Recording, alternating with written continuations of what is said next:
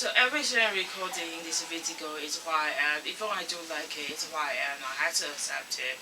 Whether you like it or not, it's me. So make your own choice, dude. So we're really pleased to have you here, Veronica. Thank you. You used to do your PhD program at our very own department, and you are also a practicing artist. So I'm sure a lot of people will be very curious about you and what you're doing at this moment. So I wonder if you can say a bit about your experience as both an academic and also an artist. I try to come up with every possible a topic to submit for a conference, for a paper. But as an artist, just draw everything out of my intuition.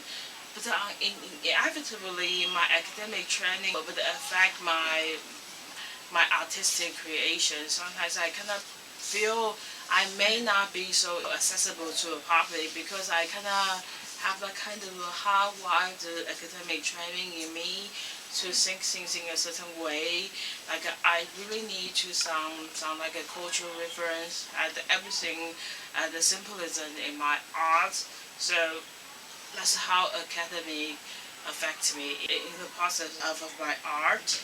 Yeah, but I kind of view it positive, but also I maybe also feel quite lonesome because people outside the academy might not be so much welcome to such an idea because it's a field of reference and the cultural idioms, you know. Do you feel like those two identities sort of complement each other, or they're more contradicting each other for you? Do you feel like there's some kind of divided allegiance? Like you feel like you prefer being perceived as an artist or as an academic, or they're relatively complementary in terms of your own Yeah, I suppose.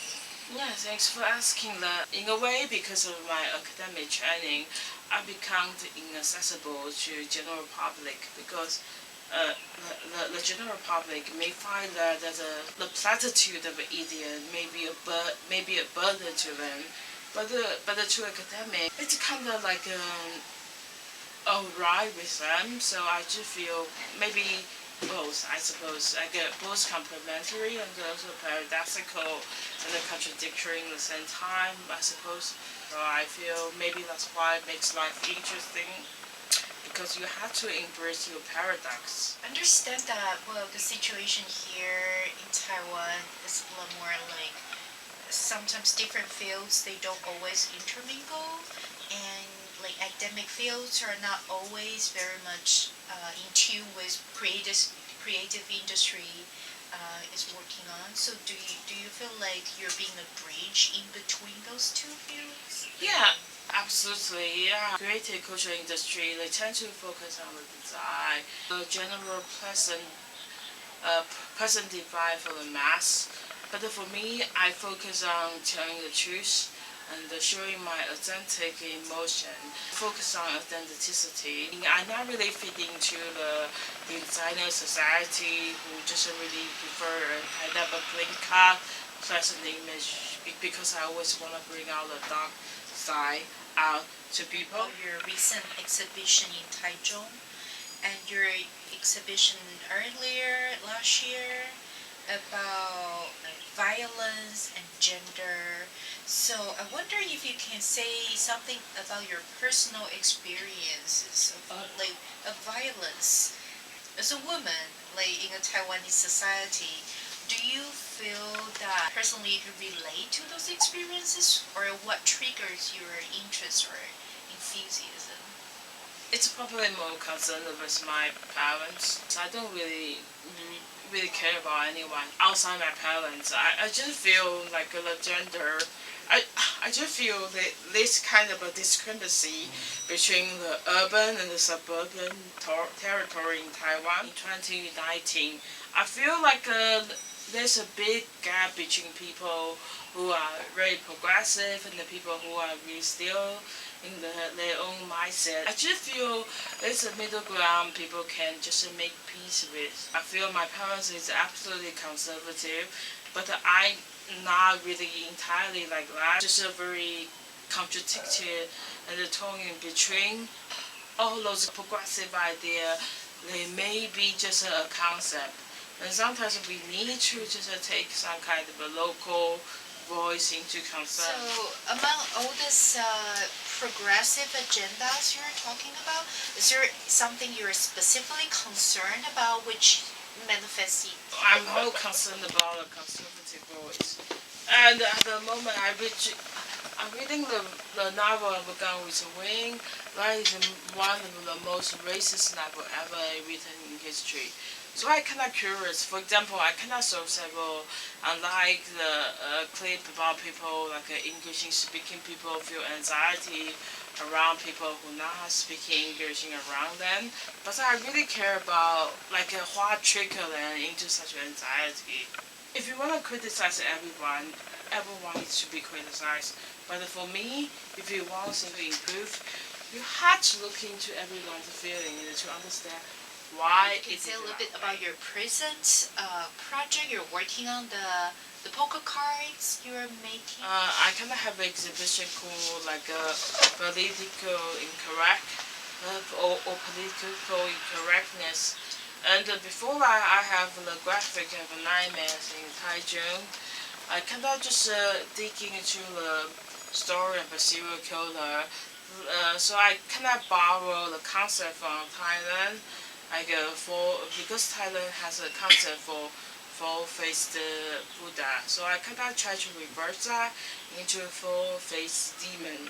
Ted Bundy, John Wayne Gacy, Ed Gein, and Edmund Kemper.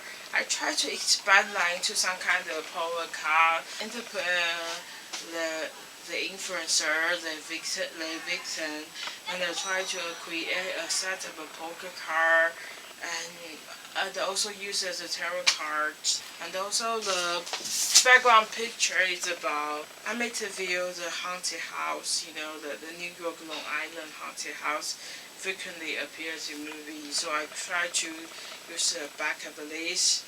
And also the Song of Sam. I try to extend that into some kind of poker card, and I plan to write like a 53, like some kind of manifestation explanation about a poker card, so you can use it as a poker card or as a tarot card.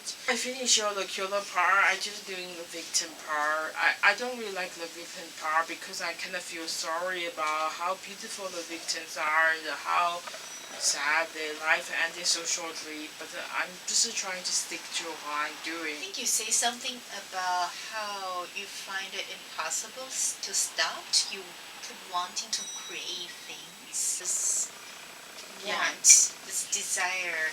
How long have you been working on this? Yeah, I maybe working on this for like maybe 2 weeks perhaps, but I don't have much hope about the cultural creating industry in Taiwan. I just feel like we are just another colonized people. We just accept things as like art. We don't have really different stuff like places like London, like a Tat Museum.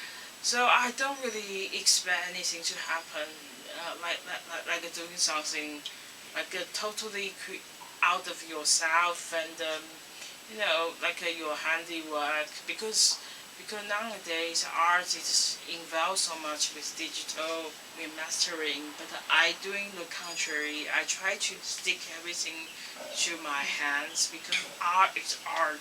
Because if you don't do things with your hand, it's not art. It's something do by computer. So I just hold the idea in me. I feel art is art and everything has to have a meaning. So every picture has to have a meaning. And I doing the contrary of what Andy Warhol did in the 1960s. I just doing really my tarot cards and my poker cards. Just to try to really to create something. Whenever I do something, I always have some contrary voice. Firstly, for me, for my consciousness, it's like I'm not going to do anything, any success with it. And my mother and my friend, like several clever things, and also I have to look at the facts about my economic. I still doing that because I believe in myself. Yeah, I had to believe in myself, even everything just around me just fell apart and crumble. Yeah, that's the only thing I can have. I had to stick to myself.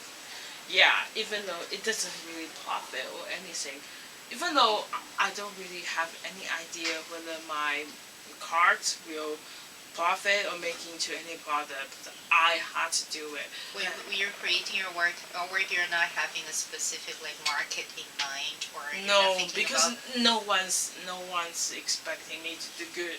Everyone say you're going to fail.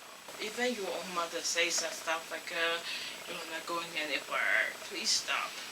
But I'm not going to stop because I feel I have the idea whether it makes money or not. I'm going to make it and I'm going to see through it even I feel bad. Even though I born in this way, in this society, in this country, yeah, I cannot choose it, but I just feel I have myself. Even you don't pay me, you don't really do anything for me, I have myself. I'm going to do it. Well, I cannot agree with you more. You can only be yourself. Be true to yourself. Yeah, but it doesn't pay, but it's okay. That's the moment when you truly know yourself, because when you know it didn't pay, there's nothing for me to look forward to, because every time I apply for something, it doesn't really working. And the repeated frustration does create something in your head. So you say courage or stuff. I tell you the truth, it's all suffering. It's all suffering. It's like pushing yourself into something you don't want to do. I feel like to be able to criticize the society like that, you need some passion. Thank you for sharing with us all these very crucial phases in your life, all these important experiences you have, and all this hardship and difficulties. Alright, so maybe we should wrap this up by having a lovely shake, or just a hug. You'll be fine. Absolutely, I will be fine. Yeah. You'll be fine. I will be fine. Yeah. All the torture artists are all living well and healthy, so you're not alone.